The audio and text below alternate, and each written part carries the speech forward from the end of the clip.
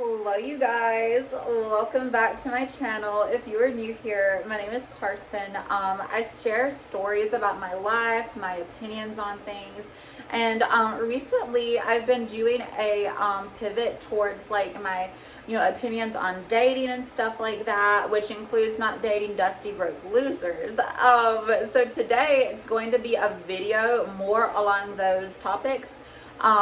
So basically this video is going to be like about how dating the wrong person can literally like drain you. So basically, like, I in the past 2.5 years have had 3 relationships.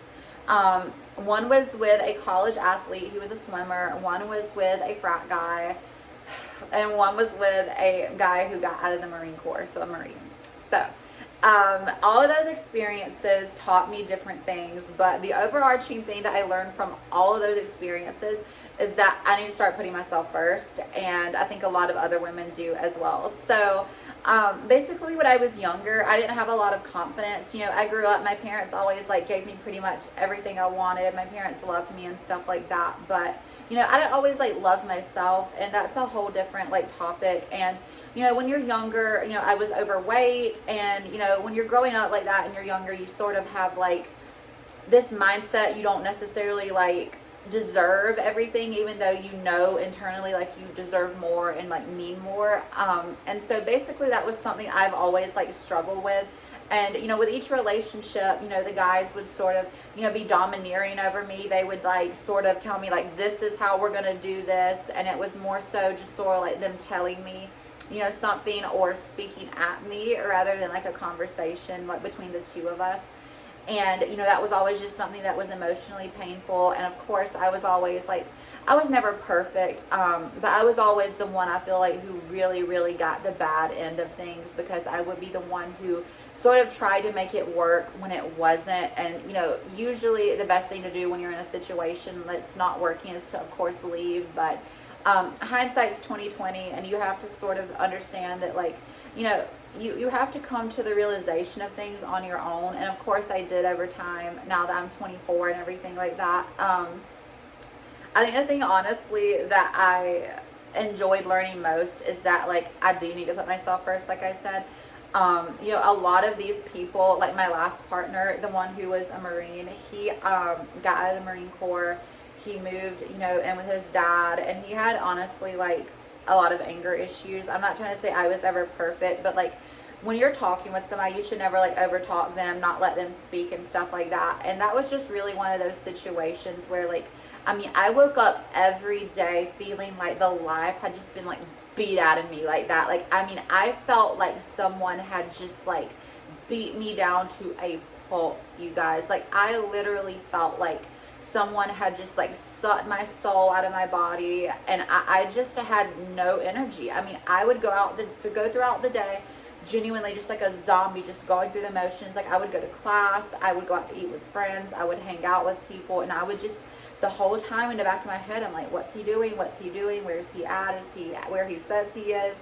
And it's exhausting. And like, in other relationships, like with another guy I was seeing, he would not text me for hours and hours as well, and he would basically come to find out he was like being like a cheater and like a bastard basically. And he would lie to me about the things he was doing, where he was. And that was one of those situations where, again, like like, you would cry yourself to sleep, you would wake up in the middle of the night from anxiety, you would just be focused on all the wrong things. You wouldn't be focused on anything that was important, like your health, your mental health, your sanity, like your like schoolwork, your work. Like, when you're in a toxic situation, like, it completely engulfs you, and it robs you of your life force, you guys. Like, if you've been in a situation like this, like, what I mean. Like, it saps you of your energy to where you feel like a husk. You don't feel like yourself, you don't feel like doing anything.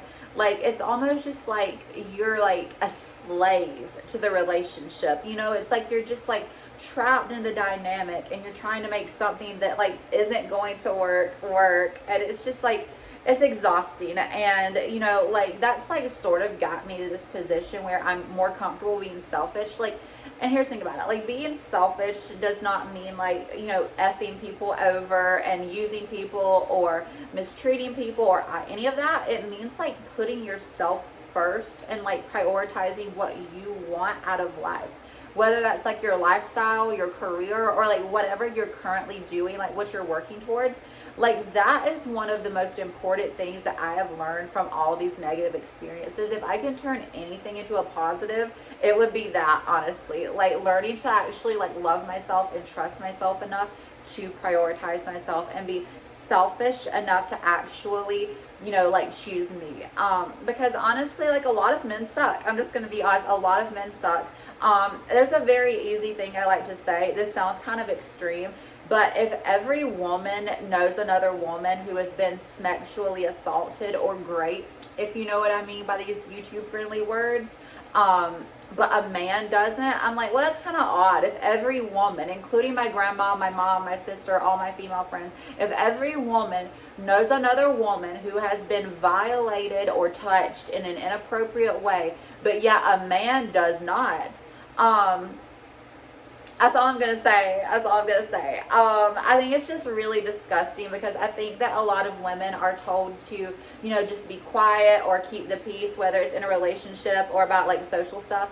But I've had it. Like, so many men come on here and fixing their mouths to say the most horrific things about women, saying that women are basically like baby making machines, they're incubators, they're, I mean, slaves. Like, I have literally heard people, like, call women, like, literally, like, domestic slaves, like, domestic servants, like, literally, like, it is disgusting. And I am over the, like, I'm just over it, like, genuinely, like, I'm so tired of experiencing it. And I've also noticed in the past, like, I would say 9 months, that a lot of, you know, men and a lot of people online have really been upping the rhetoric. You know, like, even in my personal life, I receive messages from men, like, on Tinder, Bumble, whatever, and it can be very, like, off-putting, because I'm like, no, these guys are very, like, weird. You know, like, you'll say something, they'll be like, oh, why do you feel like that? Why do you feel like this? And, like, they'll genuinely get mad if you say something like, oh, I believe men should pay for dates. You should. Men used to pay for everything. You guys, y'all, you guys literally used to literally build things with your bare hands out in the middle of a field, literally, like, wearing jeans or wearing, like, whatever the Pilgrims did or whatever, with, like, the tools, building houses, chopping down trees with your bare hands, building entire towns and civilizations, going to war and protecting entire nations. And now you sit here wearing little clover jewelry and iced out necklaces on a podcast talking shit about women looking zesty as hell. Like, you guys want to be women. Like, the men that do that, I'm not talking about all men, obviously. The men that do that, though, that get on these podcasts or YouTube videos or whatever, that wear all this jewelry, wear their, you know, clear lip gloss, their chapstick that's a little bit too reflective, and get their little microbladed eyebrows. I'm literally so mad about it. And get on there and talking shit. I'm over it. Like, I'm literally over it, you guys. So you can tell that it's a situation that I feel very, very passionate about, because I think it's very, very toxic, and I think it's just too prevalent. I mean, I'm tired of seeing little 13 and 14-year-old boys, you know, like, parodying these talking points, and it makes me disgusted. So with that being said, my video thing's about to die. So I'm going to go ahead and end the video here. But if you enjoyed this video and you want to hear more of it, please do consider liking, sharing, comment, and subscribing. It really helps me. I'm trying to grow my social media. Of course, I do, like, little, you know, vlog style. I don't really do editing. I sort of just like to upload something and, you know, press play. I think that's the most fun way. It's very authentically me. I sort of give my genuine reaction, my genuine opinion on things, and yeah. So I don't do scripts or anything like that. I think it's just important to be authentic in a world where a lot of people are, you know, fake as fuck. Now, I do like being fake, don't get me wrong. I mean, you think these and these are real, absolutely not. But anyway, with that being said, that's the end of the video. If you liked it, you know what to do, and love you guys.